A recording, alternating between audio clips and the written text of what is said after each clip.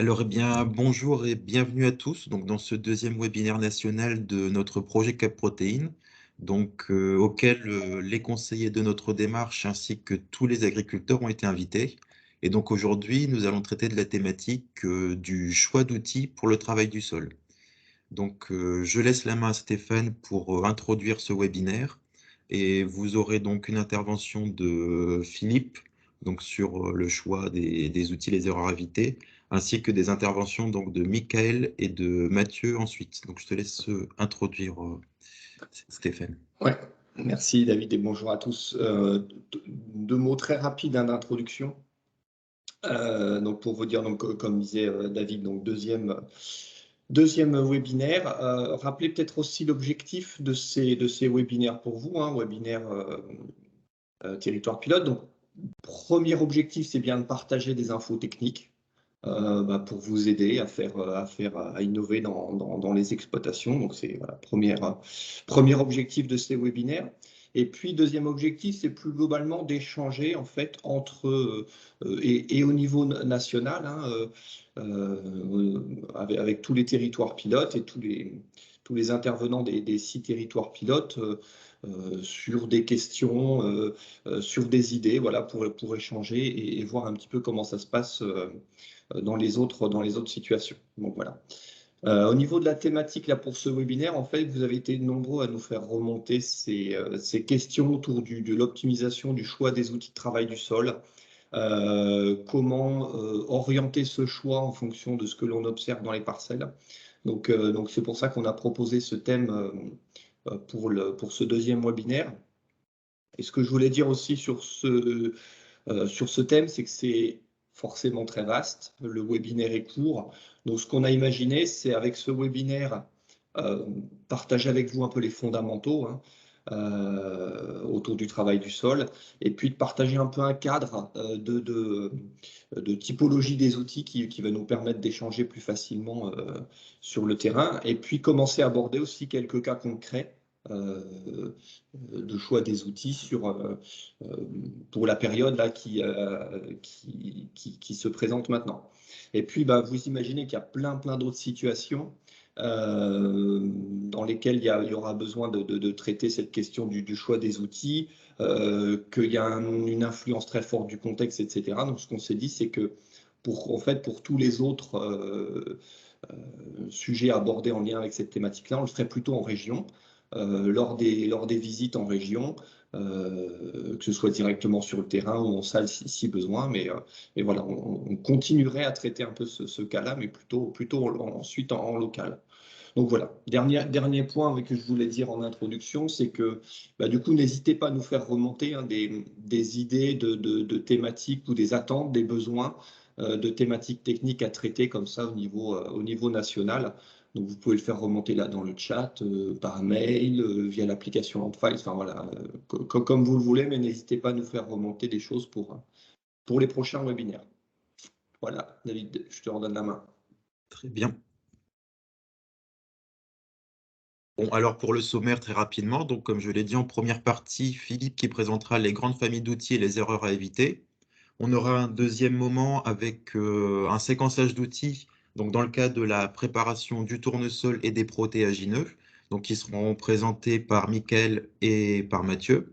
Et enfin, donc on terminera par un temps d'échange autour de cas concrets, de vos questions sur un travail qui nécessiterait une décision, etc. Et donc on vous laissera intervenir à ce moment-là pour toutes ces questions et ces échanges.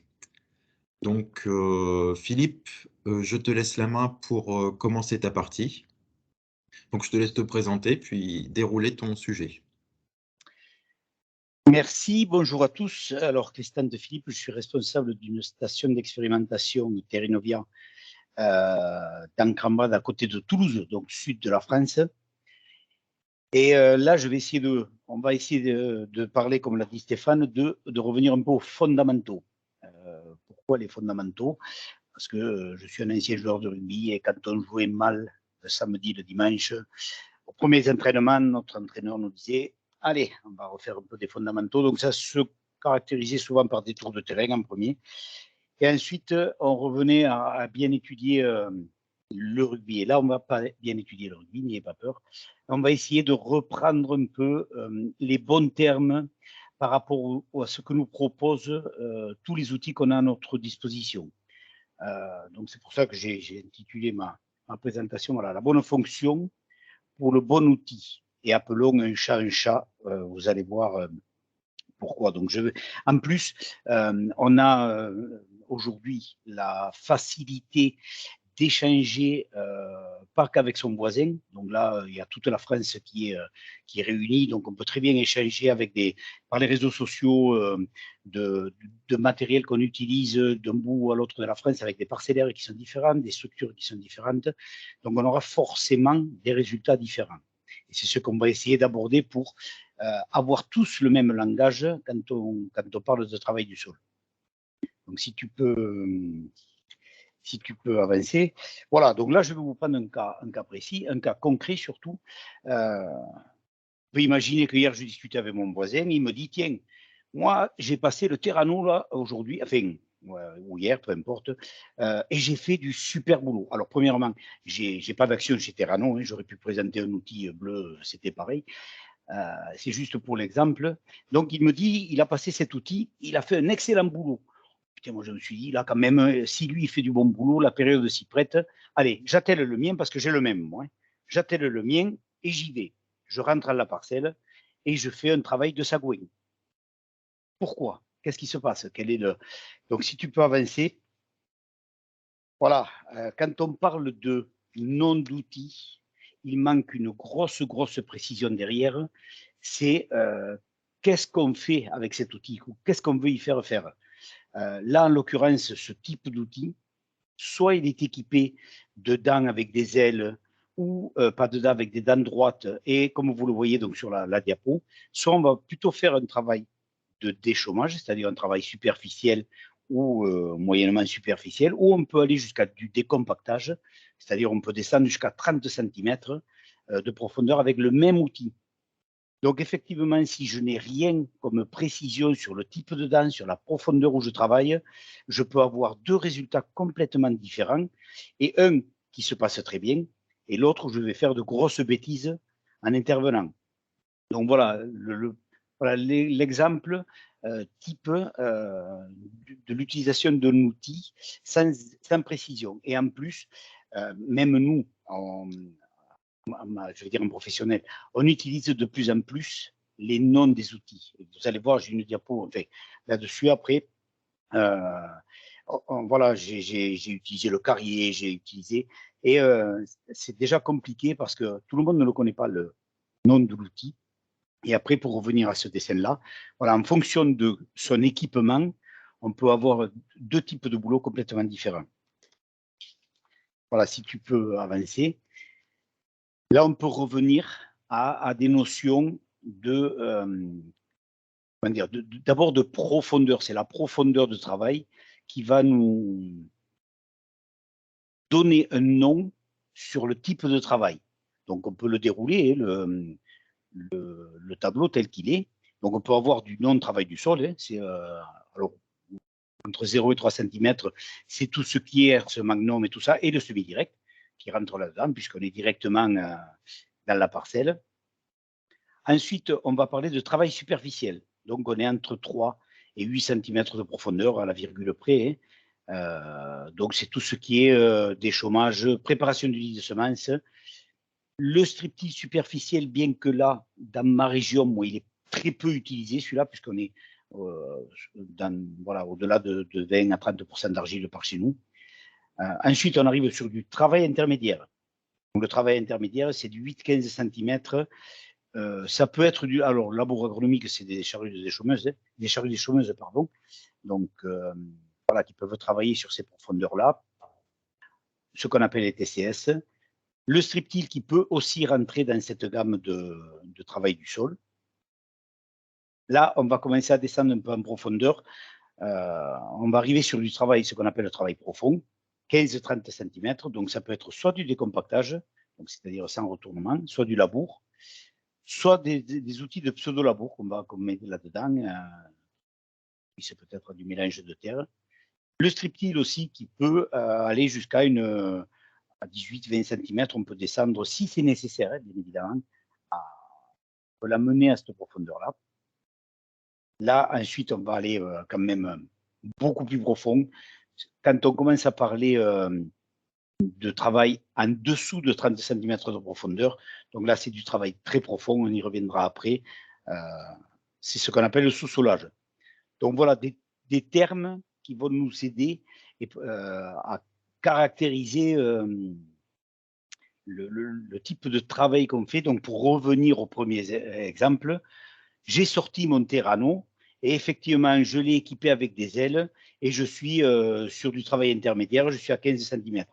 Là, effectivement, on peut essayer d'aller, pas copier mon voisin, mais si je veux essayer de faire le même travail que lui, c'est dans ces conditions-là que je vais pouvoir essayer de me comparer, essayer d'aller sortir mon outil. Voilà à peu près pour cette diapo. Alors, si on passe à la diapo suivante, on va remettre à peu près avec des types d'outils, des noms sur des types de travaux. Alors, là, les flèches, pour vous aider, les flèches qui sont en vert, qui sont toutes en verte, sont des outils qui nous permettent de bien mélanger les végétaux qu'on va avoir à la surface. Donc, bon, on va le reprendre dans l'ordre de la partie des chômeurs. Donc, dans des déchômeurs, on a les déchômeurs à disque indépendant qui, eux, rentrent dans la catégorie du travail superficiel. Donc là, il ne faut pas espérer descendre à plus de 5-8 cm. Ensuite, on a, dans les déchômeurs, on a les cover crops, là, qui sont des outils plus lourds. Donc, on aura justement du mal à les laisser un peu en surface et qui vont descendre facilement à 8-10 cm de profondeur. Tout ce qui est déchômeurs à dents et charrues déchaumeuses, là, qui vont être plutôt des outils de travail à des profondeurs intermédiaires. Ensuite, donc on y revient, la sous-soleuse qu'on revoit ici, j'ai été généreux puisque je vous l'ai mis jusqu'à 50 cm de profondeur, là qui est du travail très profond, voilà, donc sans aucun mélange de résidus qu'il peut y avoir en surface. Hein. Ensuite, on a la gamme des décompacteurs et des charrues qui sont du travail profond. Donc dans les décompacteurs, on a les deux types de dents, hein, les dents Michel et les dents droites. La charrue est également là-dedans, mais avec la grosse différence de la charrue, c'est que là, on a retournement, donc un enfouissement des débris végétaux. Et le strip-till, comme on l'a vu sur la première diapo, enfin, sur une diapo précédente, on peut avoir, lui, plusieurs profondeurs de travail, donc soit de l'intermédiaire, soit du profond. Alors, pour revenir à la fameuse question du départ par rapport au nom des outils, vous avez, par exemple, si on reprend les disques indépendants, en bas de la diapo, quelques noms. Donc, c'est le Carrier, c'est le Discoflex, c'est le Discomulch, voilà, c'est le Castro. Tout ça, c'est les mêmes outils, en fait, et tout le monde n'est pas censé connaître toutes les dénominations de toutes les marques de mêmes outils. Alors que si je vous dis, j'ai sorti ou je vais utiliser des chômeurs à disque indépendant, là, tout le monde comprend et c'est bien plus facile d'échanger quand tout le monde se comprend, quoi, et quand tout le monde a ces mêmes notions. Voilà, on peut continuer parce qu'il y en a d'autres. Là, on va tomber plutôt sur des travaux de reprise et préparation d'huile de semences. Donc, pour les premiers outils à dents, que ce soit vibroculteur, herse à dents rigide ou herse à dents souple, là, on est sur du travail superficiel ou intermédiaire. Ça dépend. Si on est derrière un labour avec un vibroculteur, on va pouvoir descendre sur un travail intermédiaire, si c'est nécessaire, toujours. Alors qu'avec une herse, on va plutôt être sur du travail superficiel. Les outils animés, que ce soit herse rotative, cultivateur à axe horizontal. Là, on peut les séparer en deux. La herse rotative, on va avoir travail superficiel, plutôt. Et les cultivateurs à axe horizontal, on peut avoir du travail superficiel à intermédiaire, parce qu'on peut descendre assez profond avec ce type d'outils. Ensuite, les rouleaux, bon là, on est sur du travail très superficiel. Et ensuite, le semoir de semi-direct, on l'a vu, C'est ce qu'il y a de plus, c'est même du sang de travail, quoi. Voilà pour cette diapo. Alors là, maintenant, on va rentrer un peu dans le vif du sujet. On va lancer le choix des outils. Parce qu'avant de sortir, en fait, un outil, on ne sort pas un outil comme ça à la légère. En fait, il faut le choix déjà, le choix du travail ou du non-travail doit se décider bien en amont.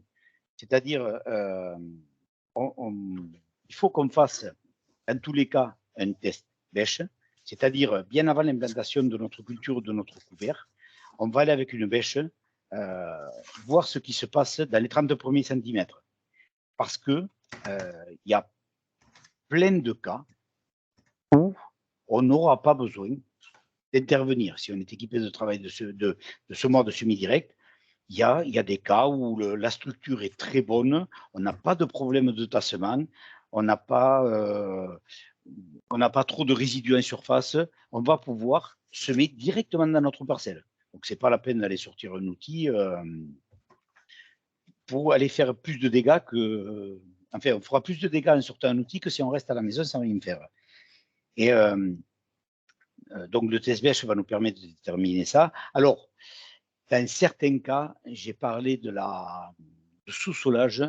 Dans certains cas, malheureusement, lorsqu'on en est sur ce type de parcelles qui vont nécessiter un travail au-delà de 30 cm de profondeur, il va falloir aller plus profond que le test bêche pour être sûr de ne pas faire de bêtises. Donc là, on va parler de profil, mais c'est vraiment réservé ça à des cas particuliers qui seront vraiment réfléchis parce que, voilà, aller passer une sous-soleuse dans une parcelle qui n'en a pas besoin, on peut faire de très grosses bêtises, quoi.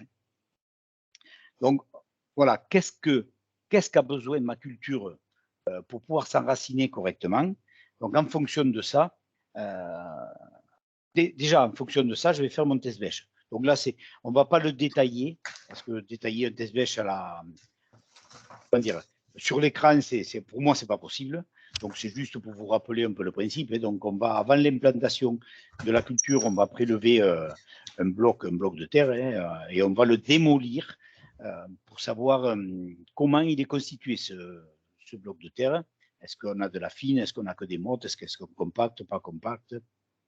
Est-ce qu'on retrouve une semelle sur ces 0,30 de herse rotative, d'un outil particulier et en fait, après, quand on a démoli nos mottes, comment sont foutues nos mottes, quoi? Est-ce qu'elles sont visitées par des racines, par des vers de terre, ou est-ce qu'elles sont fermées, on ne peut pas les démolir?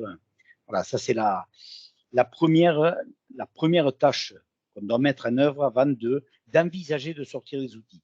Donc, suite à ce test bêche, on va décider quels outils ou quelles séquences d'outils vont être ou pas, mais vont être nécessaires pour bien implanter mon couvert, ma culture à venir.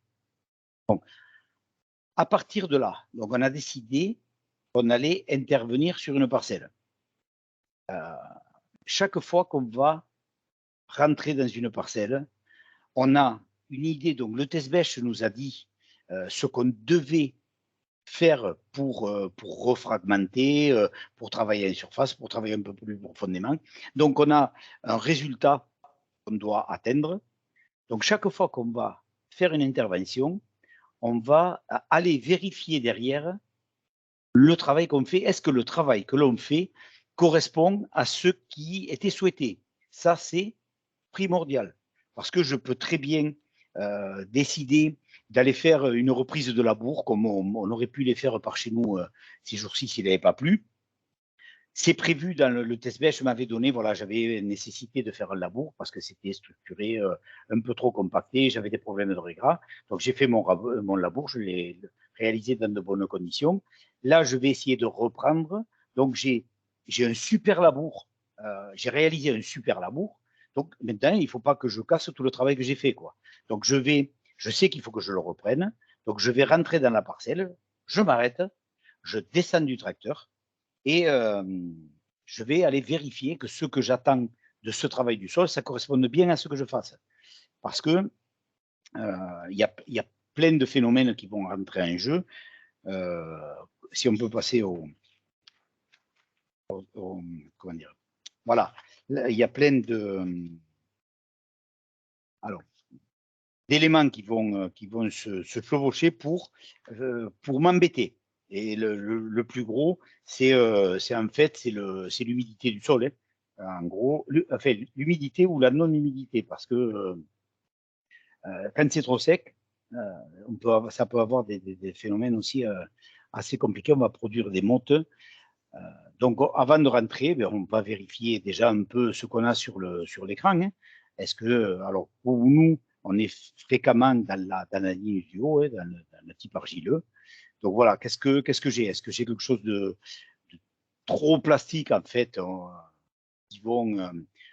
on va soit faire de la boulette, soit la dame va faire un trait dans le sol et va rien faire. Soit semi-plastique, bon voilà, on est encore dans un phénomène où on ne va pas démolir les mottes et tout va rester aggloméré. Pliable, là, on est top, on va démolir nos mottes et, sans faire trop de fines. Et en fait, la partie dure là qu'on voit, on ne va pas les casser, les mottes, on va laisser des parties encore plus dures qu'on aura vraiment du mal à démolir par la suite. Voilà pour ça. Et là, il y a quelque chose d'hyper important comment dire. Alors, juste pour finir, parce que autre chose, quand on travaille une parcelle, aujourd'hui, on a de plus en plus on voit de plus en plus de grosses exploitations, donc avec des parcellaires qui sont très éloignés les uns des autres, et il est, à mon avis, très compliqué de pouvoir dire, eh bien, aujourd'hui, je sors mon vibro et je fais mes 80 hectares pour le tournesol d'affilée. Donc, je vais commencer autour de la maison et je vais finir 15 ou 20 km plus loin dans un autre type de sol avec une autre typologie au niveau météo, etc. Donc, ça, c'est compliqué. Ça me paraît très compliqué. Donc, toujours, on attaque une parcelle, on s'arrête, on voit le résultat qu'on obtient. Est-ce qu'il correspond toujours à ce que je veux faire? Et on continue. Et c'est là que c'est hyper compliqué. C'est le travail ne correspond pas à ce que je veux faire ou à l'objectif atteint. J'arrête, je fais demi-tour et je rentre. Enfin, soit je vais attaquer sur une autre parcelle, soit je rentre à la maison et je reviendrai quand les conditions seront meilleures, plus sèches, plus humides, etc. Le savoir arrêter, c'est hyper dur quand même, parce que quand on a tout attelé et tout, on est à 15 km de la maison ou 20, et on se dit non, le boulot, il n'est pas terrible, j'arrête. Eh bien si, pourtant, c'est ce qu'il vraiment il faut faire, parce que ça nous permet voilà, de ne pas faire de bêtises. Et vous allez voir, on va en voir quelques-unes dans les diapos qui suivent. Voilà, si tu peux avancer, je te prie, Dani. Voilà, quelques exemples où le chauffeur aurait dû arrêter de travailler parce que, vous verrez le résultat plus tard, voilà, il aurait et gagné du temps et gagné de l'argent, parce que là, il a dû bouffer du carburant, il a dû bouffer de la ferraille, et tout ça, ça a un coût, en fait, et là, surtout, il va pénaliser la culture qui a à venir. Donc là, on est sur une parcelle de colza qui a été... Alors, je ne la connais pas, là, les photos, ce n'est pas moi qui les ai faites, mais de toute évidence, là, ça ressemble quand même à quelque chose qui a été sûrement labouré juste avant le semis et trop sec, et avec des reprises beaucoup trop sèches. Donc, on a des mottes, on n'a pas de fines.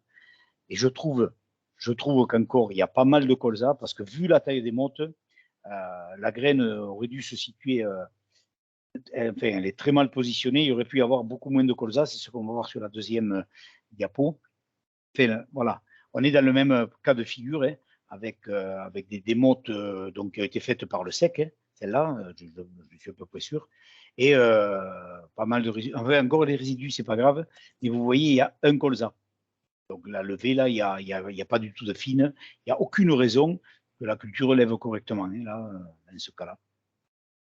Donc encore des exemples voilà, d'outils qui ne sont pas appropriés au travail qu'on doit faire. Hein. C'est quand il y a trop de résidus, de végétaux rentrent avec des dents.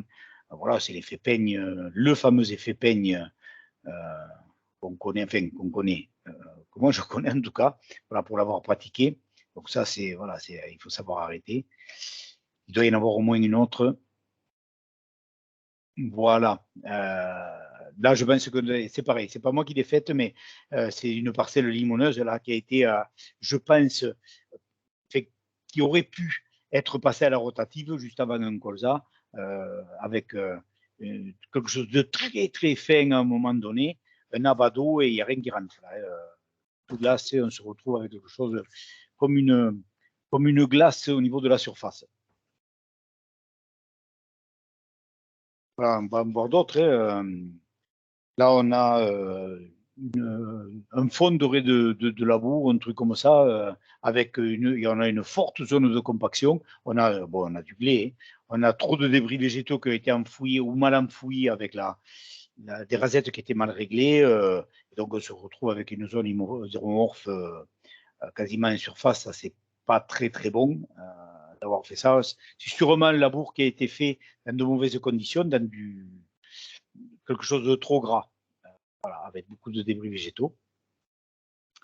Voilà, si on avance, là, on en parlait il y a quelques secondes, un décompacteur dans une parcelle beaucoup trop humide. Donc ça, c'est ce qu'on appelle la trace du couteau dans le beurre. Ça fait strictement rien. Ça fait un trait qui n'a aucun bénéfice sur le. Là, si on avait sorti un décompacteur, c'est parce qu'on était trop structuré, trop tassé dessous.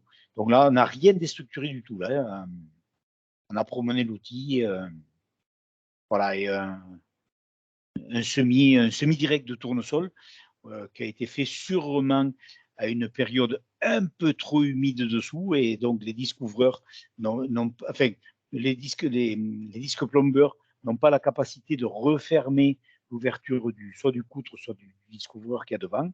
On se retrouve avec un sillon complètement ouvert, et donc là, des peuplements qui sont catastrophiques là, pour ce type de semis. Donc, voilà, c'est un peu trop compacté, un peu trop humide quand on a utilisé le semoir. Voilà, moi j'ai fini mon intervention. J'espère que je suis dans les clous. Et c'est très bien, merci Philippe. Je ne sais pas, est-ce qu'il y a eu des remarques dans le chat? Est-ce qu'il y a quelques questions ou simplement des remarques à ce moment-là de la présentation?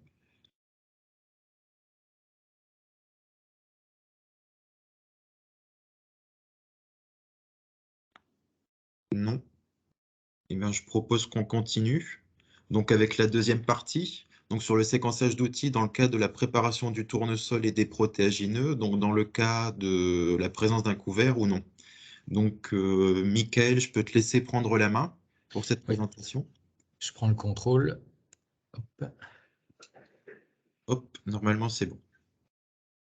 Dans le temps que ça arrive.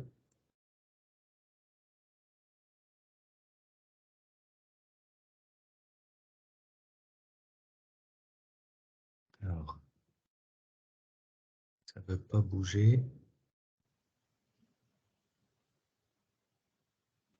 Si je clique, moi, ça avance. Bon, bah écoute, on fait comme ça alors. Bien, moi, je garde le contrôle. Donc c'est parti. Donc bonjour à tous. Oui, donc l'objectif en fait, c'est qu'on fasse un petit peu la suite du coup de la présentation de Philippe et qu'on aille jusqu'à des exemples un petit peu concrets, notamment sur le cas de l'implantation du tournesol. Et tout à l'heure, Mathieu continuera sur la partie févrole. Donc juste pour rappeler, si tu peux juste passer la diapo d'après, s'il te plaît. L'intérêt en fait pour nous du travail du sol, notamment pour la préparation du tournesol, ça va être surtout de se poser la question quel est finalement le profil de sol qu'on recherche pour permettre la meilleure implantation de la culture et le meilleur développement du système racinaire.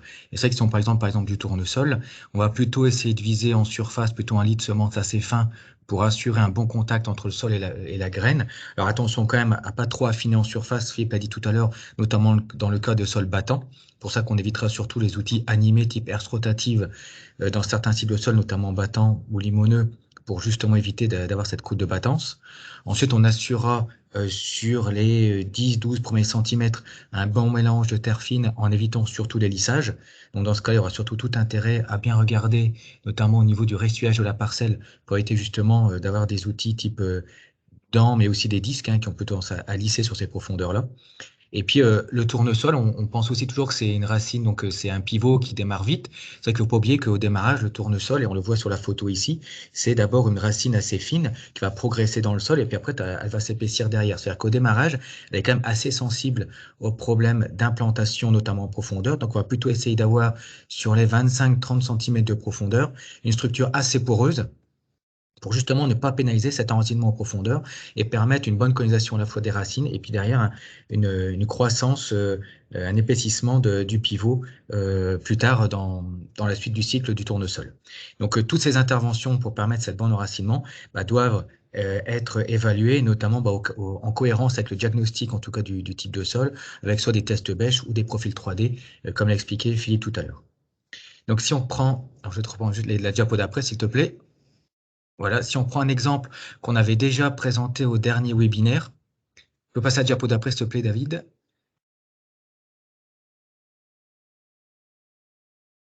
Voilà, merci. Alors ça, c'est une photo d'un couvert qu'on avait déjà présenté lors du dernier webinaire. Donc, c'est un exemple en argilo-limoneux. C'est un semis qui avait été semé à la volée mi-juillet. Donc, c'est un mélange, vous voyez, de févrole, radis chinois, vespe, pois protagineux, moutarde abyssinie et facélie. Donc, en gros, ça avait été enfoui, semé à la volée et enfoui avec un passage de disque. Le couvert a progressé donc sur l'hiver et il s'est bien développé. On a eu, en fonction des zones de la parcelle, entre 3 et 5 tonnes de matière sèche par hectare. C'est quand même, pour ce type de sol-là, un couvert qui a quand même une biomasse quand même très intéressante. Si on regarde en profondeur, on va juste mettre la diapo d'après, s'il te plaît, David. Voilà, on voit qu'on a une structure de sol qui est quand même assez intéressante, avec un sol poreux sur les 5 premiers centimètres du sol. Donc, on pourra prévoir un passage d'outil uniquement pour enfouir les graines.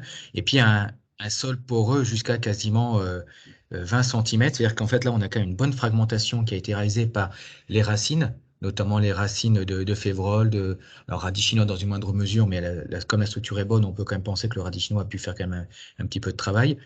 Donc, la structuration est quand même bonne, avec une bonne activité biologique. On voit quand même beaucoup de passages de racines et de vers de terre, comme vous pouvez voir sur la photo. Et donc, dans ce cas-là, ce que l'agriculteur a décidé en fait sur ce type de sol-là, je peux juste passer à la diapo d'après, David.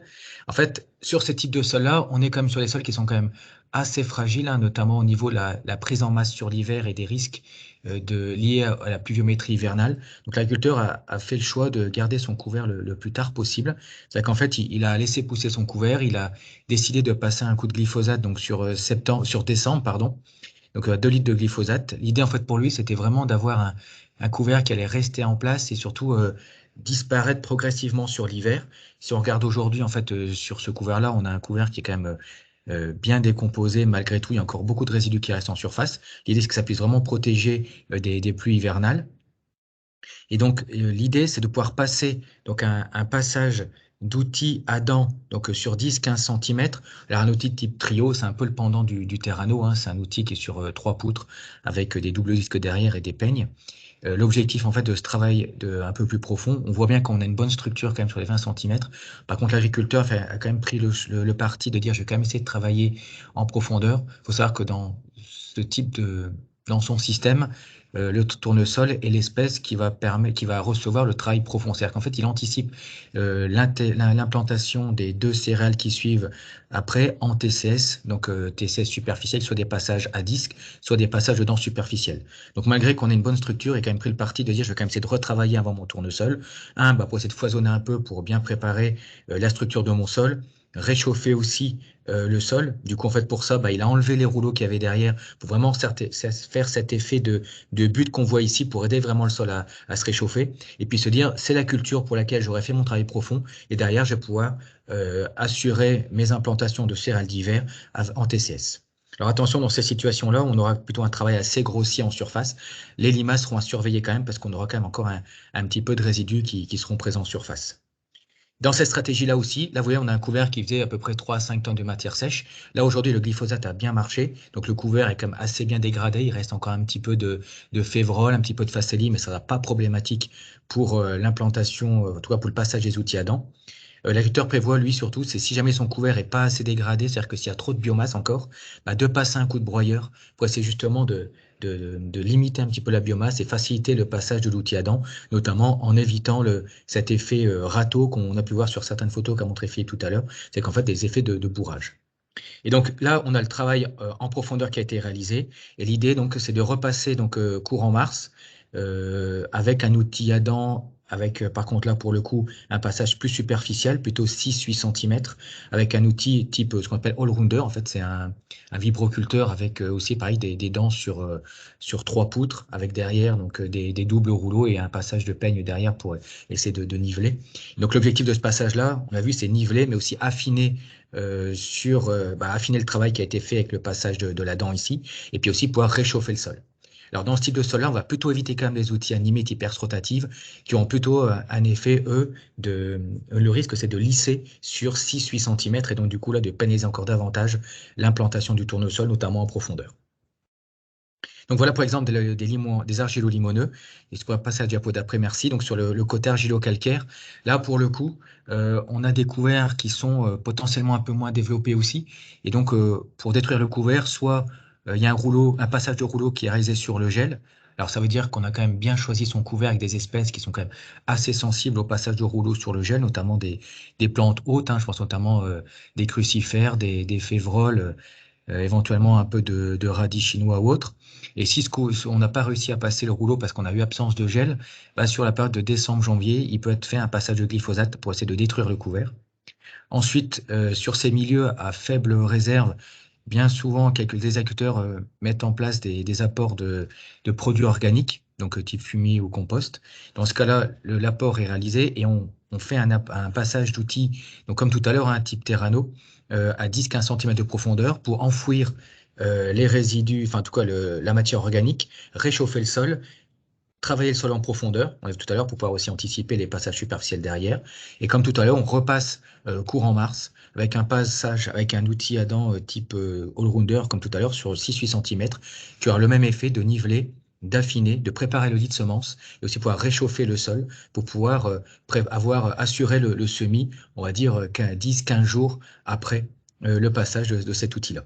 Donc l'objectif, c'est vraiment dans cette situation-là d'avoir des sols qui ont une bonne stabilité structurale, mais surtout de pouvoir bien préparer l'enfouissement des résidus, préparer le sol en profondeur et surtout assurer le réchauffement du sol et l'implantation en profondeur des racines de tournesol. Diapo suivante. Donc là, un autre type d'implantation, c'est implantation, on va dire, beaucoup plus superficielle, ou en tout cas avec moins de passage d'outils. C'est une implantation en strip till. Alors c'est que le tournesol ne se prête pas forcément aux implantations en semi-direct pour plusieurs raisons, notamment la difficulté de pouvoir vraiment réchauffer le sol sur le passage des outils. Là, le strip till permet de pouvoir sûrement assurer ce travail en profondeur et le réchauffement du sol. Donc, on est sur des sols avec moins de 20% d'argile et des teneurs en matière organique assez faibles. Bah, finalement, on peut se permettre de passer l'outil en une seule fois avant le semis du tournesol, donc au plus près du semis, hein, donc à Mitsu, on peut le faire en même temps, soit en décomposé à quelques jours d'intervalle. L'idée, c'est d'assurer une profondeur de travail du sol de 10-15 cm. Alors attention, un outil de strip till, c'est pas un outil de travail du sol, c'est un outil d'implantation. C'est-à-dire que si vous avez une structure qui est compactée, et ben finalement, vous risquez d'avoir ce qu'on appelle des fois c'est l'effet pot de fleur, c'est qu'en fait, on a un développement des racines qui va être fait au niveau du passage de la dent, mais les racines qui vont beaucoup moins partir en latéral parce qu'elles ne pourront pas coloniser la zone qui sera compactée sur les côtés. Donc tout l'intérêt de faire un test belge, comme l'a dit tout à l'heure Philippe, pour vraiment s'assurer qu'on a une bonne structure.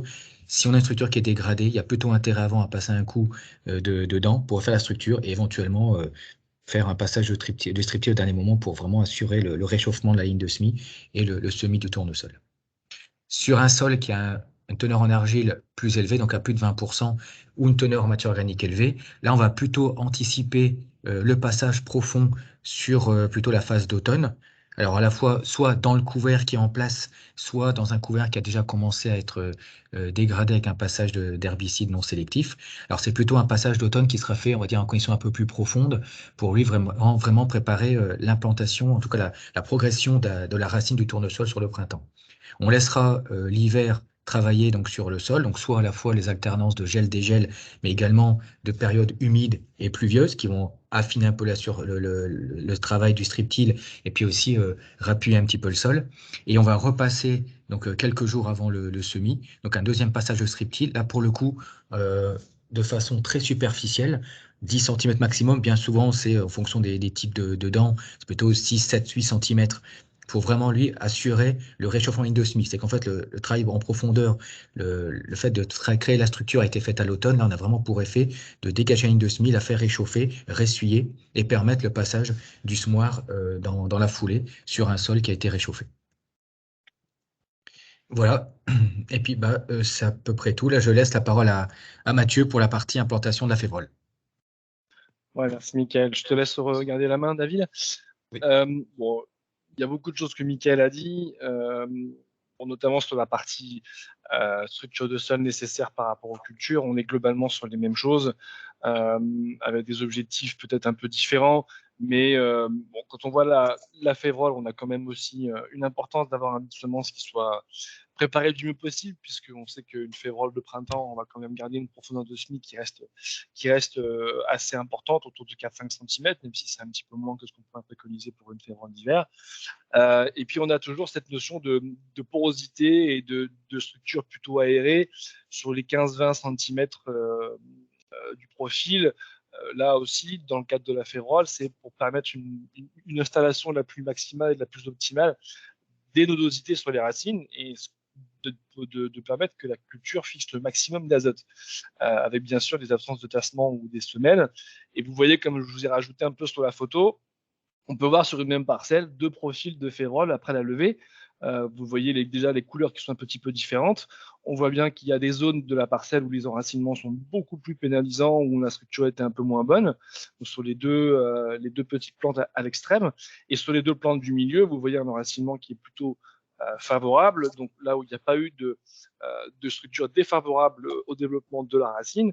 Donc ça joue énormément sur la croissance. On sait très bien que les cultures de printemps aussi, elles n'ont pas la même capacité et la rapidité, le même temps disponible pour faire un enracinement que une culture d'automne. Donc c'est vraiment très important.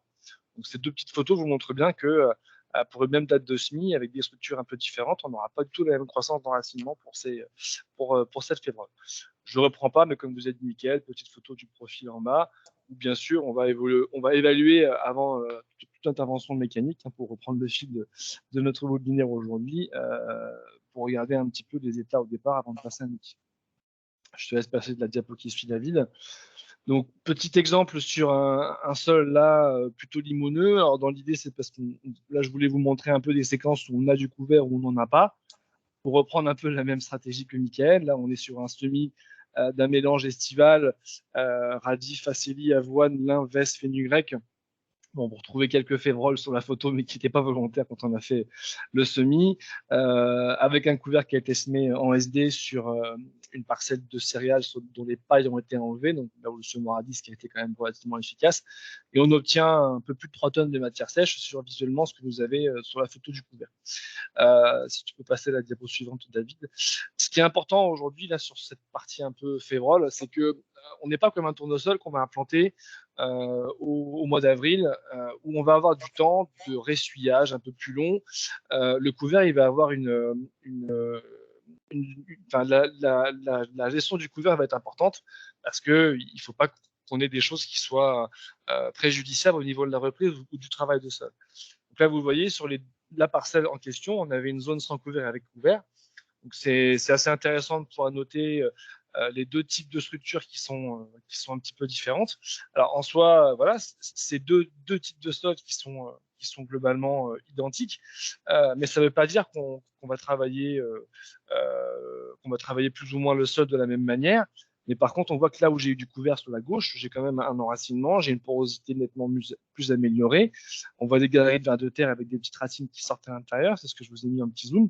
Donc, on va avoir une structure qui sera plus facile à retravailler, à reprendre. Sur des sols limoneux, comme l'a dit un peu Mickaël, on est sur le même principe, on va travailler plus près du semis.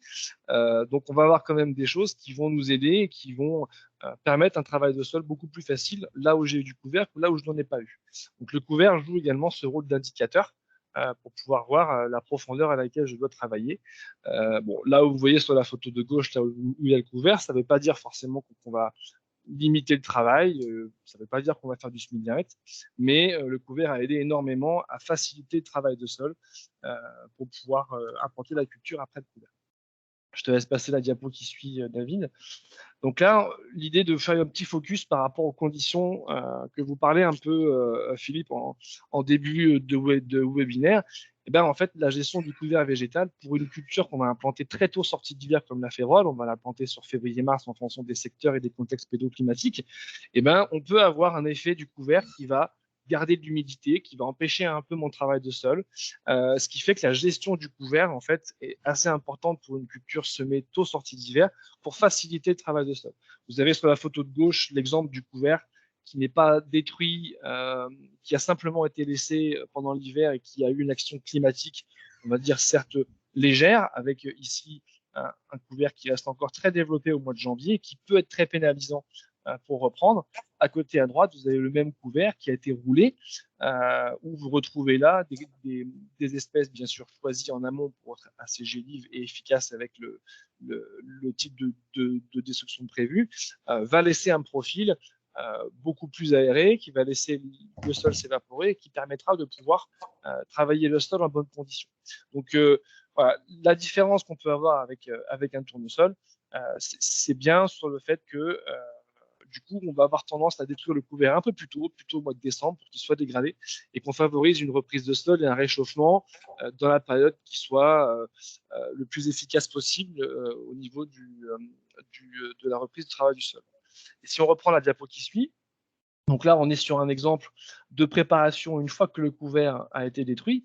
Et comme vous pouvez le voir entre la droite et la gauche, en fait, à droite, on a un séquençage de travail du sol qui a été fait avec une bonne gestion du couvert, où là, on n'a aucun résidu, on a une structure de surface qui est prête à semer. Alors attention, comme on disait aussi, au risque de battance, en fonction de la préparation et de l'outil qu'on va avoir sur des sols plutôt très limoneux. Et puis à gauche, vous avez une photo de si j'ai malheureusement trop tardé à gérer mon couvert, et ben, on voit que mes outils de reprise laissent énormément de résidus et du coup impactent sur le temps nécessaire à ce que tous ces résidus se dégradent et à avoir un semis de qualité. C'est vrai que contrairement au tournesol, on n'a pas de phase séchante et avec des températures un peu plus chaudes qui font qu'on pourra éventuellement gérer mécaniquement des résidus. Il faut qu'on ait un terrain qui soit prêt pour semer le plus tôt possible à la bonne période. Donc, voilà, on voit qu'en fonction de comment j'ai géré mon couvert, je peux avoir des difficultés à avoir une date de semis la plus optimale. Donc, si on reprend un peu les préconisations sur la diapo qui suit, très rapidement, on est sur le même principe un peu que ce que vous a expliqué Michael. Donc, sur des sols plutôt légers, plutôt limoneux ou sableux, voilà, l'objectif au niveau de la gestion du couvert, ça reste de favoriser la reprise du travail du sol et le semis pour qu'on ait des dates optimales. Donc, vous allez avoir le choix, en fonction de l'espèce que j'ai employée, de destruction. Très souvent dans les sols où du coup on est plutôt léger, on va travailler le sol au plus près du semis, donc soit avec des outils plutôt à dents, soit éventuellement avec des charrues si nécessaire. Mais voilà, ici on a quand même géré le couvert sur le mois de décembre au plus tard pour qu'il se dégrade et que le travail de sol de reprise se passe en très bonnes conditions. Sur la diapo qui suit, sur des préparations où là on veut passer un petit peu plus en profondeur ou déstructurer vraiment un petit peu plus. Voilà, c'est un peu le même principe. Là où on a remarqué qu'avec le couvert, on avait une zone qui n'était pas du tout favorable à l'exploration racinaire ou qui bloquait complètement les racines, là, on va plutôt peut-être prendre des dents un petit peu plus profondes pour passer au-delà de ce que pouvait faire un outil précédent avec une profondeur limitée à 10-15. Bon, avec le bémol des conditions climatiques, on sait que des fois passer une dent Michel sur des limons au printemps, c'est peut-être pas notamment sortie d'hiver la période la plus efficace. Donc voilà, ça reste une possibilité, mais donc l'idée c'est de bien regarder aussi ce que le couvert vous montre et d'intervenir en dessous de la zone tassée si jamais il y a besoin pour assurer la porosité et le développement des racines de la févrole. Et sur des sols un peu plus argileux, du coup sur la diapo qui suit, on va retrouver un peu le même principe que Michael tout à l'heure, où là on va encore plus anticiper aussi la gestion du couvert pour que le passage dedans hivernal puisse se faire sur du couvert qui soit quand même non limitant au passage de l'outil. On va avoir aussi, c'est vrai qu'on n'en a pas parlé avec Philippe, mais des outils qui auront des dégagements sous bâti plus ou moins importants, donc un écartement entre la pointe de la dent et le haut du bâti plus ou moins haut, qui fait que on va avoir une capacité à travailler avec du couvert plus ou moins présent. Donc là encore, on peut très bien utiliser le billonnage pour pouvoir derrière avoir un réchauffement qui se fera avec un petit outil à dents en reprise. On est sur les mêmes principes que Michael tout à l'heure, sauf qu'on raccourcit les périodes et on a des périodes de reprise qui vont du coup être beaucoup plus précoces par rapport au tournesol. Voilà. Donc là, on est sur les mêmes, on va dire, indications, mais sur des cultures comme les féroles qui s'implantent beaucoup plus tôt. Retenez que la gestion du couvert et l'humidité et le ressuyage de mon sol pour la reprise sera beaucoup plus à regarder que sur un tournesol où on a une phase un petit peu plus longue pour reprendre le sol avant de semer au mois d'avril. Donc, si jamais il y en a qui ont donc, du coup, déjà des questions sur ce qu'on a abordé avec Michael. Voilà, Michael, Mathieu, merci. Donc oui, bah, c'est le temps d'échange. Donc maintenant, si vous avez des questions par rapport à ce qui a été présenté, ou alors des interrogations par rapport à une décision que vous devez prendre ou d'un cas que vous avez pu observer, c'est le moment d'intervenir. Donc que ce soit dans le chat ou alors directement en allumant votre micro. N'hésitez pas. Donc comme je ne vois pas le chat, si peut-être Stéphane, est-ce qu'il y a des questions qui ont été remontées dans le chat? Non, pas pour le moment.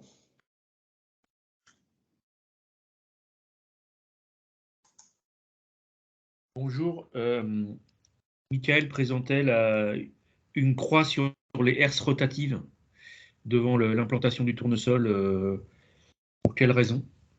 Ouais, enfin, le risque, c'est le risque de lissage. C'est qu'en fait, des fois, quand c'est fait en condition, des fois un petit peu limite de ressuyage, bah, finalement, la vitesse de rotation de l'air rotatif fait qu'on peut lisser sur 6-8 cm. Et ça, pour le coup, ça peut être quand même très préjudiciable pour l'implantation des racines de tournesol, y compris aussi pour la févrole d'ailleurs. On peut avoir pareil des outils à disque qui peuvent lisser aussi.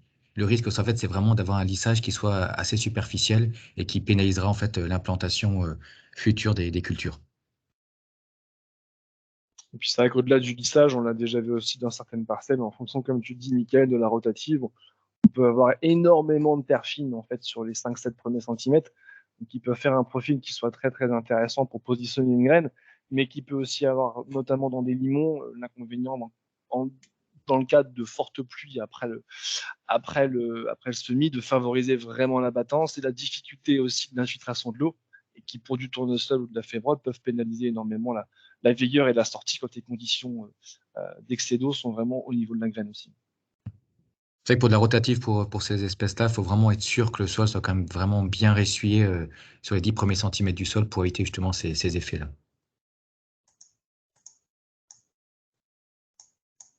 Merci. Tu vois, est-ce que certains ont déjà observé justement après des passages rotatifs justement des effets de lissage ou des problèmes de battance?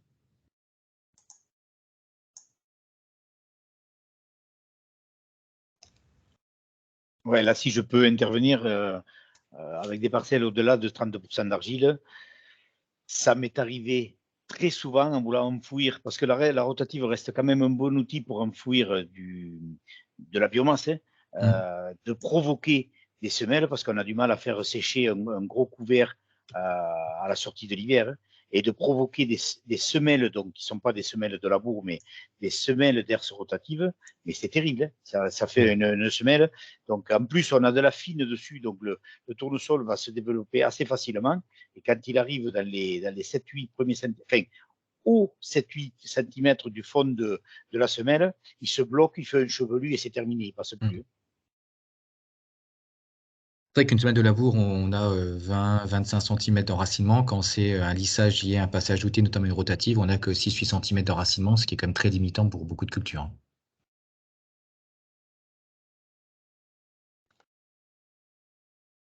On a une question dans le chat, mais à la limite, je vous laisserai bien allumer le micro et en parler, puisque la question c'est si le temps ne permet pas d'intervenir avec un outil intermédiaire, on fait comment sol argilo-limoneux? Je pense que ça vaut le coup de préciser la question. Donc, si vous voulez Est-ce que outil intermédiaire, je n'arrive pas à voir ce que c'est. L'outil intermédiaire, c'est le pseudo-labour. Je dois arracher, enfin, je dois implanter, moi, pas un tournesol ni une févrole, mais de la luzerne.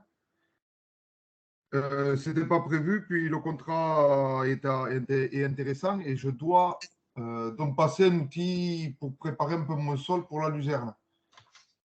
Je n'avais pas essayé au test bêche, même y aller avec le télescope pour faire avec les fourches du télescope. Mais c'était, voilà, si le temps ne tient pas et ne me permet pas, il faut que je renonce au contrat, quoi.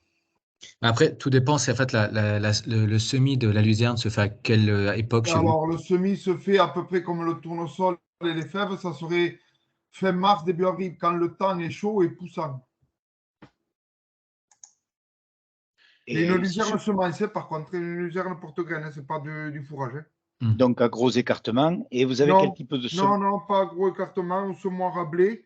Alors, le semis est prévu avec un Vanderstad, rapide chez Vanderstad, avec incorporation d'un grès de fond et un semis tous les 12,5.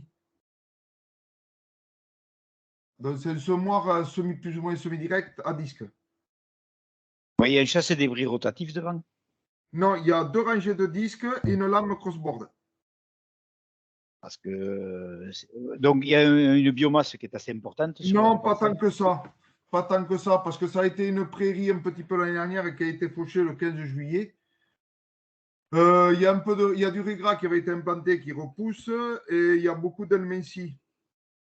Et donc, du coup, je voulais travailler un peu le sol et pour après, avant le semis, faire bien sûr un glyphosate et voilà. Oui. Et du coup, bon, je pense que le temps va aller bien pour le faire, mais si j'étais dans l'impossibilité, il faut renoncer, quoi, c'est ça. Il faut savoir arrêter et renoncer à faire la culture. Ou sinon, c'est retarder un peu le semis, attendre les bonnes conditions, parce que des fois, implanter une culture en mauvaise condition, des fois, c'est pas forcément c'est pas une bonne décision non plus. Ça peut être, surtout qu'en plus à luzerne, quand ça veut y aller, ça peut quand même pousser assez vite quand le sol est bien réchauffé. Je serais plutôt d'avis, limite, si vraiment vous avez une situation où vous avez plutôt précédent prairie, effectivement là, il y a tout intérêt quand même à être sûr que vous n'avez pas de repiquage, surtout de graminées et d'assurer. Parce qu'en général, la structure en dessous, elle est quand même pas si mauvaise que ça, normalement. Non, c'est des champs très, très, très, très compliqués. Ah, très compliqué. Mais la structure en dessous, parce que ça ressort de combien de temps de prairie? C'est pour ça que je voulais y mettre un coup de télescopique pour bien me rendre compte de comment c'est dessous. Ouais. Est-ce que ça fait combien de temps que ça a été en prairie? Oh, ça fait 2 ans. 2 ans. Ouais. Ah, bah, Mais après, ça n'a pas été une grosse prairie. ouais. Bon, après, à vérifier, mais a priori, si c'est quand même en prairie, on voit quand même des choses assez intéressantes en dessous. La structure devrait quand même pas être si dégradée que ça. Ça veut dire que quand même, si vous avez une prairie, logiquement, on a quand même en portance, on est quand même pas si mal que ça. Je pense qu'il y a quand même moyen quand même d'intervenir avec votre outil pour préparer en profondeur de semis, enfin, dire en conditions quand même correctes.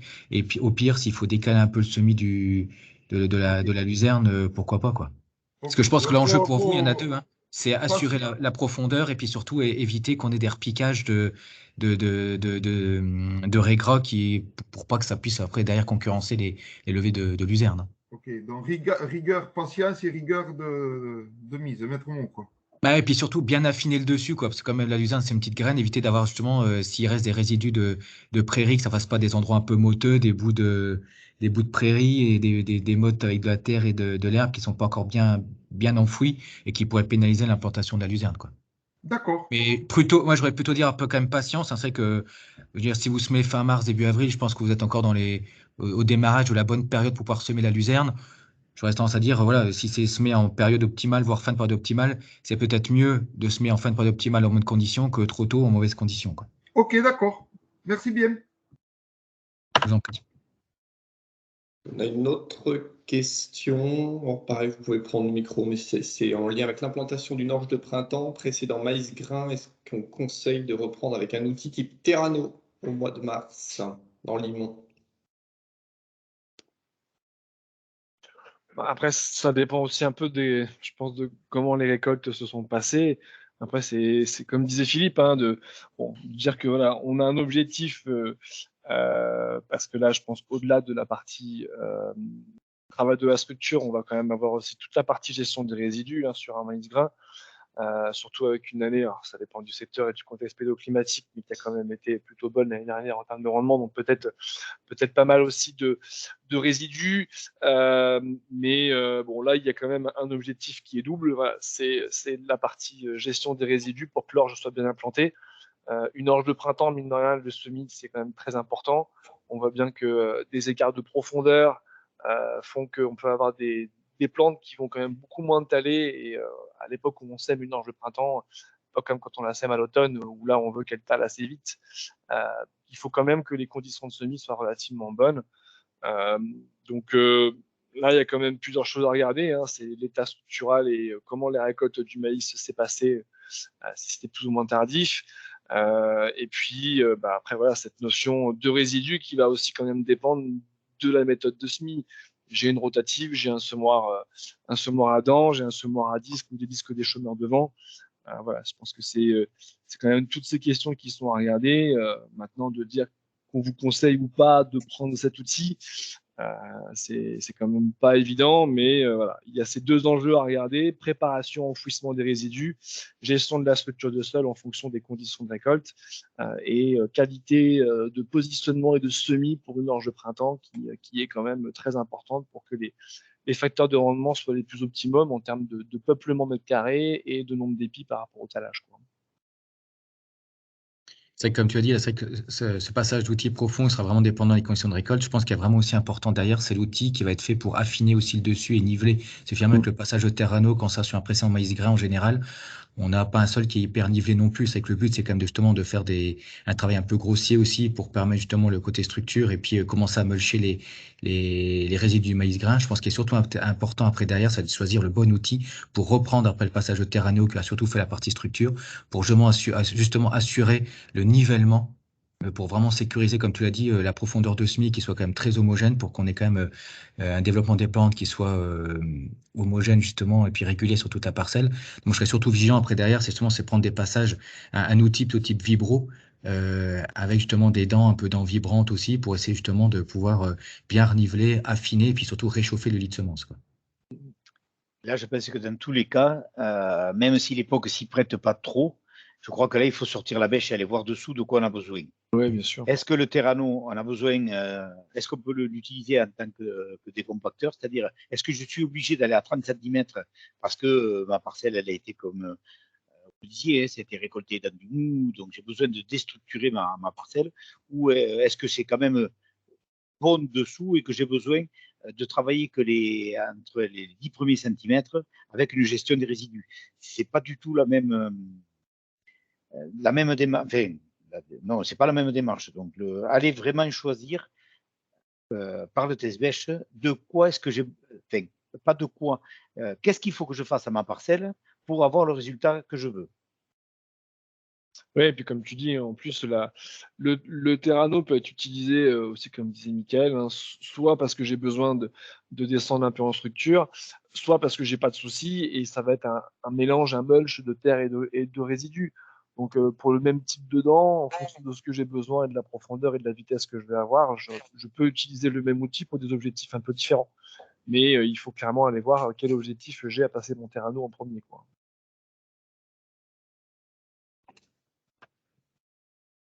En tout cas, la question c'était est-ce qu'on conseille de le faire? Ça peut être oui, ça peut être conseillé de le faire en disant bah regardez bien déjà avec un test bêche le type de compaction et sachant que bah, au mois de mars, il y aura toujours les conditions pour pouvoir passer comme il faut de toute façon un Terrano.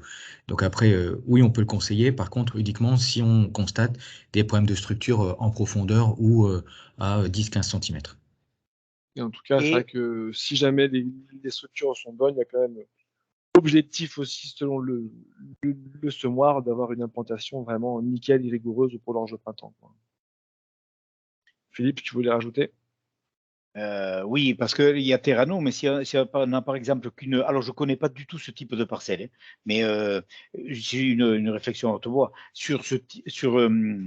Voilà, sur des résidus, est-ce qu'un coup de cover crop ne pourrait pas, si on a une structure qui est hyper bonne dessous, est-ce qu'un coup de cover crop ne permettrait pas de cover crop, hein, de mélanger le mulch qu'on a en surface et pouvoir passer avec un semis plus facilement? Ce n'est pas une réponse, c'est une interrogation sur un autre type d'outil pour une autre conclusion à la fin. C'est-à-dire mélanger on a une bonne structure et je veux mélanger que le mulch. Oui, tu as raison. Et puis dans ces cas-là, ça ouvre aussi un peu, comme on disait, de vérifier avec le test bêche, de faire des choses. Il faut peut-être aussi pas hésiter une fois qu'on a identifié là où on a besoin d'aller et l'objectif qu'on veut faire avec l'outil, est-ce que l'outil fait le boulot escompté? C'est-à-dire que est-ce qu'il passe, il passe pas, est-ce que ça fait du bon boulot? Et bah, c'est d'être un petit peu opportuniste et d'aller tester l'outil. Et effectivement, si c'est pas adapté, peut-être reprendre celui qu'on a sur la ferme, des disques indépendants ou autres, faut avoir le bon objectif, mais ne pas hésiter à faire des tests pour voir si jamais c'est bon ou pas, et de changer d'outil si on a besoin de la refaire des résidus et que ça le fait mal avec le terrain d'eau. Ça, ce sera de toute façon dans tous les cas la meilleure des solutions. Allez, essayez. Ça, c'est aller gratter comme ça à la main ou un truc comme ça, ça donne une idée. Mais quand on va essayer, c'est là qu'on a la meilleure des réponses. Hein. Et on va essayer, et surtout, on va s'arrêter si ça va mal, quoi. Mais voilà, c'est la meilleure des réponses parce qu'on a des fois des comportements d'outils, un taux d'humidité du sol qui est juste à quelques pourcentages un peu plus humides ou un peu plus secs, on n'aura pas les mêmes comportements.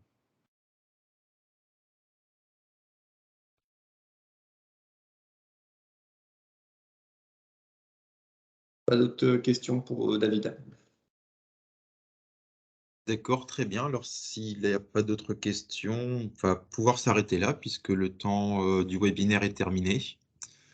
Eh ben, je vous remercie à tous pour votre participation. Donc, le webinaire a été enregistré, il sera disponible donc en replay, notamment dans les newsletters Landfiles que vous recevez normalement tous les mois. Et donc, n'hésitez pas à poser vos questions encore une fois par mail ou directement via l'application si d'autres choses vous viennent en tête d'ici là. Je vous remercie et je vous souhaite un bon après-midi. Au revoir.